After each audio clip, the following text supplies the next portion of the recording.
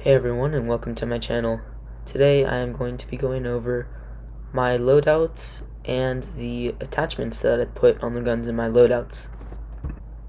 If you're watching this video, there's a few things that you need to keep in mind.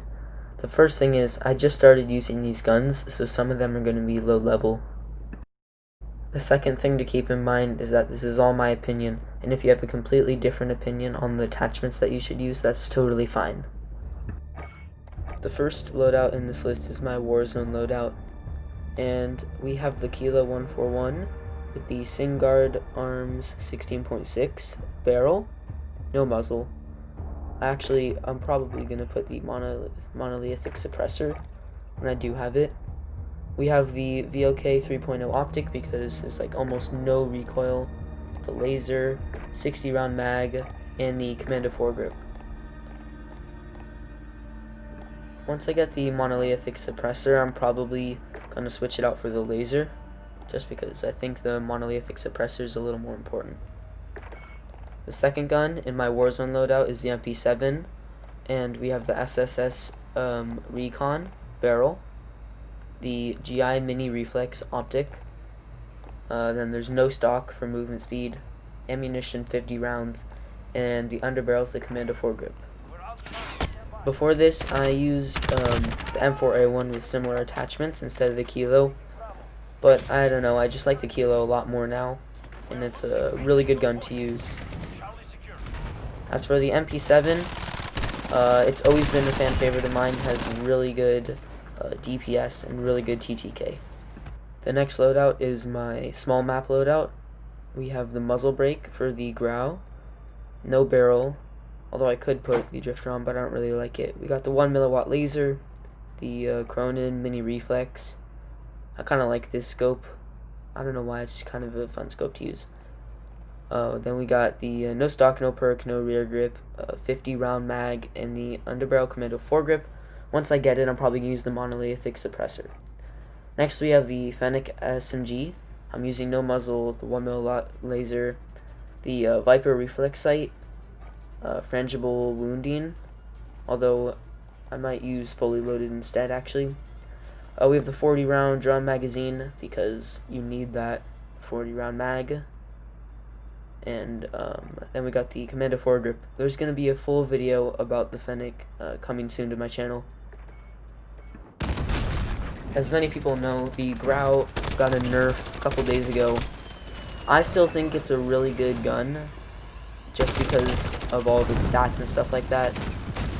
But yeah, I'm not going to go into detail about the Fennec because again, I'm going to post another video about that on my channel.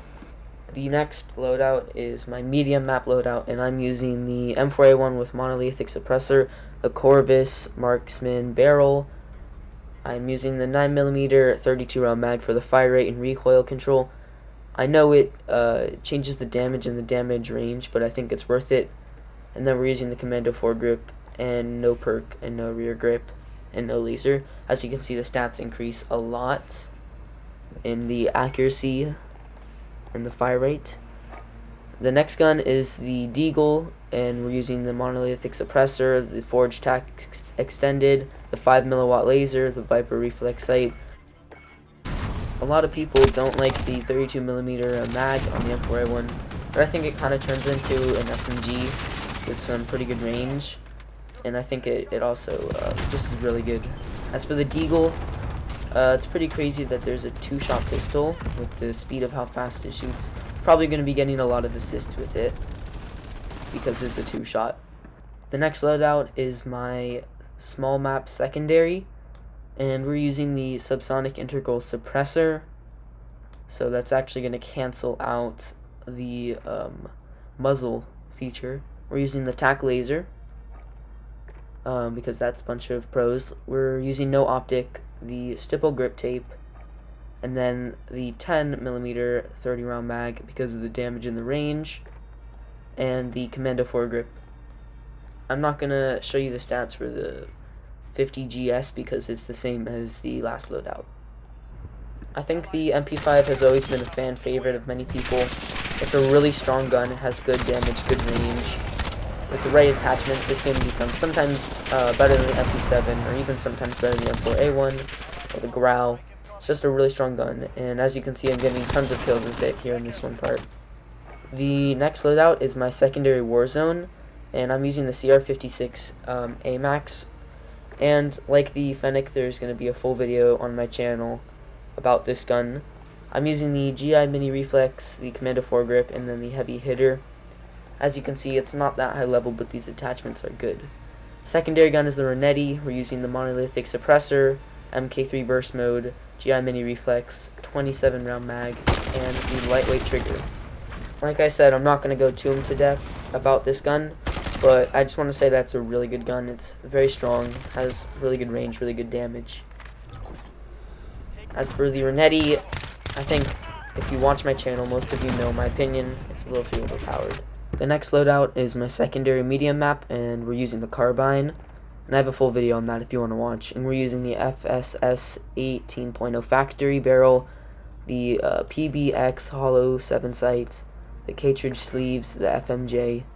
And then for the second gun, we're using the Ram 7 with the FTAC 13.5 compact barrel, the Cronin Mini Reflex optic, no stock, sleight of hand, and the Commando foregrip.